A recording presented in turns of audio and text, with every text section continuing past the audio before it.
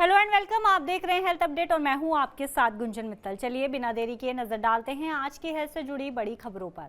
Dabur India के product से cancer होने का आरोप। डाबर इंडिया ने बुधवार को कहा कि उसकी सहायक कंपनियां अमेरिका और कनाडा में ग्राहकों द्वारा मुकदमा दायर करने वाली कंपनियों में से एक थी, जिसमें आरोप लगाया गया था कि हेयर रिलैक्सर प्रोडक्ट्स के उपयोग से ओवेरियन कैंसर, यूट्रीन कैंसर और कई हेल्थ प्रॉब्लम्स पैदा हुई हैं। एक्सचेंज फिलिंग में कहा गया कि वर्तमान में मामले मुकदमेबाजी के शुरुआती चरण में है। आरोप अप्रमाणित और अधूरे अध्ययन पर आधारित है। उपभोक्ता सामान बनाने वाली कंपनी ने कहा है कि उसकी सहायक कंपनियों नमस्ते लैबोरेटरीज, डर्मोवीवा स्किन एसेंशियल्स और डाबर इंटरनेशनल सहित कई कंपनियों के खिलाफ लगभग 5,400 से ज्यादा मामलों को इलिनॉइस में यूएस डिस्ट्रिक्ट कोर्ट के समक्ष एक बहुजिला मुकदमे के रूप में समेकित किया गया है। कंपनी ने कहा इकाइयों ने दायित्व से इनकार कर दिया है और अपने बचाव के लिए वकील को बरकरार रखा है। कंपनी ने सामान्य व्यावसायिक घंटों के बाहर एडिशनल डिटेल्स के अनुरोध का तुरंत जवाब नहीं दिया। अस्पतालों ने किया नवजात को एडमिट करने से इनकार। इलाज न मिलने से हुई बच्ची की मौत। दिल्ली में नवजात को लेकर एक दुखद मामला सामने आया है। दरअसल दिल्ली के द्वारका के दादा देव अस्पताल में 10 अक्टूबर को करण कुमार की पत्नी ने एक बच्ची को जन्म दिया था, लेकिन जन्म के बाद बच्ची लगातार रोती रही।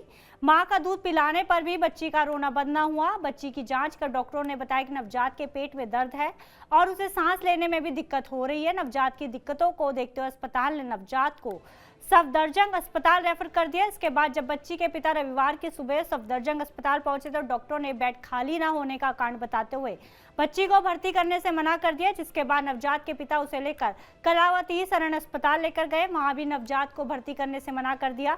फिर ऐसा ही राम मनोहर लोहिया अस्पताल में भी हुआ और लोकनायक जयप्रकाश नारायण अस्पताल में भी। तो डॉक्टरों ने अमानवीयता का परिचय देते हुए नवजात को देखे बिना ही उन्हें वहां से जाने को कह दिया। इस तरह नवजात के पिता उसे लेकर 32 घंटों तक अस्पतालों के चक्कर लगाते रहे। बच्ची को फिर से सफदरजंग अस्पताल लेकर गए। तबियत बिगड़ने की वजह से उसे रात भर अस्पताल में रहने की अनुमति जरूर दे दी गई, लेकिन आवश्यक इलाज और वेंटिलेटर सपोर्ट नहीं उपलब्ध कराया गया, जिस कारण सोमवार की सुबह 4 बजे बच्ची ने दम तोड़ दिया। लोगों के लिए मददगार साबित हो रहा है डायल 112। पुलिस विभाग द्वारा संचालित डायल 112 अब घायलों व प्रसूताओं के लिए वरदान साबित होने लगा है। किसी भी तरह की दुर्घटना या फिर रात में प्रेग्नेंट महिला को लेबर पेन होने पर एक कॉल पर ही ये मदद के लिए पहुंच जाते हैं। दरअसल छत्तीसगढ़ के अंबिकापुर शहर से लगे ग्राम परसापाली निवासी मंजिता पासवान को बीती रात अचानक लेबर पेन शुरू हो गया। महिला को अस्पताल ले जाने के लिए वाहन नहीं मिल रहा था। ऐसे में परिवार वालों ने तत्काल डायल 112 को इस घटना की सूचना दी। मामले की गंभीरता को देखते हुए डायल 112 में तैनात आरक्षक सियंबर और चालक देवेंद्र कुमार राजवाड़े ने प्रेग्नेंट महिला का पता पूछकर मौके पर वो पहुंची और महिला को मेडिकल कॉलेज अस्पताल अंबिकापुर में दाखिल कराने के लिए रवाना हो गई, लेकिन महिला का दर्द बर्दाश्त से बाहर हो गया था, जिसे देखते हुए पुलिसकर्मियों ने वाहन को सड़क के किनारे रोका और प्रेग्नेंट महिला के साथ आई महिलाओं की मदद से महिला ने वाहन में स्वस्थ लड़के को जन्म दिया। बच्चे के जन्म लेते ही डायल 112 की टीम तत्काल जच्चा बच्चा को मेडिकल कॉलेज अस्पताल लेकर पहुंची, जहां अस्पताल स्टाफ ने शिशु का नाभि नाल काट कर दोनों को भर्ती किया। डॉक्टरों के मुताबिक मां और बच्चा दोनों ही स्वस्थ है। डायल 112 में डिलीवरी होने का ये पहला मामला नहीं है। ऐसे पहले भी 2 मामले सामने आ चुके हैं, जहां डायल 112 कई लोगों के लिए काफी मददगार साबित हुआ है। वाराणसी में बैग में मिले नवजात बच्चे की अस्पताल में हुई मौत। वाराणसी के माधोपुर इलाके के पास एक बैग में नवजात बरामद हुआ है। नवजात को एक तौलिए में लपेटकर फेंका गया था। जब आसपास के लोगों ने रोने की आवाज सुनी तो पुलिस को सूचना दी। सिगरा थाना के माधोपुर इलाके में रहने वाले राजकुमार सिंह की सूचना के आधार पर डायल 112 का पुलिस रिस्पांस व्हीकल और नगर निगम चौकी इंचार्ज अरुण सिंह मौके पर पहुंचे, जिसके बाद नवजात को तुरंत जिला महिला अस्पताल के एसएनसीयू में भर्ती कराया गया था, लेकिन इलाज के दौरान नवजात की मौत हो गई। नवजात की मौत के बाद पुलिस इस मामले की जांच में जुटी है। पुलिस सीसीटीवी के आधार पर यह पता लगाने की कोशिश कर रही है कि आखिर बच्चे को यहां किसने फेंका। आपको बता दें कि नवजात को फेंकने का पहला मामला नहीं है। इसी महीने ऐसे कई मामले सामने आ चुके हैं। ये 4 दिन में ही दूसरे नवजात को फेंकने का मामला है। हालांकि इस बार बेटे को फेंका गया है, जबकि शनिवार को एक बच्ची को बीएचयू अस्पताल परिसर में फेंका गया था।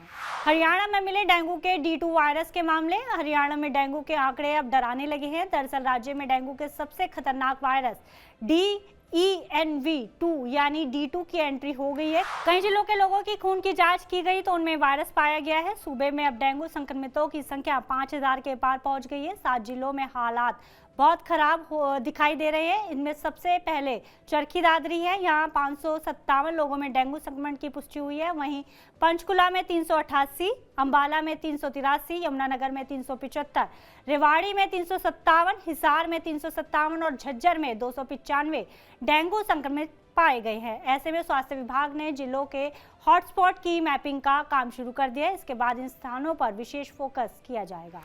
ऑपरेशन में लापरवाही के कारण महिला की मौत, अस्पताल हुआ सील। पिछले कुछ समय में स्वास्थ्य विभाग द्वारा लाइसेंस न होने के कारण अस्पतालों को सील करने के मामले सामने आए हैं। ऐसे ही स्वास्थ्य विभाग ने प्रयागराज के एक और अस्पताल को सील कर दिया है। दरअसल अस्पताल संचालक ने रंगीता देवी पत्नी विधि नारायण को पथरी होने की शिकायत पर अपने अस्पताल में भर्ती कर लिया, जिसके बाद में उसके ऑपरेशन के लिए दूसरे अस्पताल में भेज दिया गया। वहां से ऑपरेशन होने के बाद वह फिर अपने अस्पताल में भर्ती कर लिया गया। गरिमा हॉस्पिटल में ही महिला की मौत हो गई। परिजनों ने आरोप लगाया कि ऑपरेशन गलत तरीके से होने के कारण महिला की मौत हुई है। ये जानकारी जब स्वास्थ्य विभाग को मिली तो मुख्य चिकित्सा अधिकारी डॉक्टर आशु पांडे ने पूरे मामले की जांच के लिए कमेटी बनाई। इसी क्रम में जब अपर मुख्य चिकित्सा अधिकारी डॉक्टर तीरथ लाल की अगुवाई में टीम जब अस्पताल में जांच करने पहुंची तो इसमें कई लापरवाहियां सामने आई। कोराम के गरिमा हॉस्पिटल को तत्काल सील कर दिया गया है। वहीं स्वास्थ्य विभाग की टीम ने मेजा के बीएल मेमोरियल हॉस्पिटल का भी निरीक्षण किया और अस्पताल के संचालक को नोटिस भेजकर स्पष्टीकरण मांगा है, वरना अस्पताल को सील कर दिया जाएगा। मेजा में भी कृष्णा पैथोलॉजी और महक पैथोलॉजी का भी निरीक्षण किया गया है। दोनों पैथोलॉजी लैब्स को सील कर दिया गया है। इस मौके पर जिला स्वास्थ्य शिक्षा अधिकारी राकेश जायसवाल भी मौजूद रहे। आज हेल्थ अपडेट में फिलहाल इतना ही। आप देश दुनिया की तमाम खबरों के लिए देखते रहिए TV9 भारतवर्ष।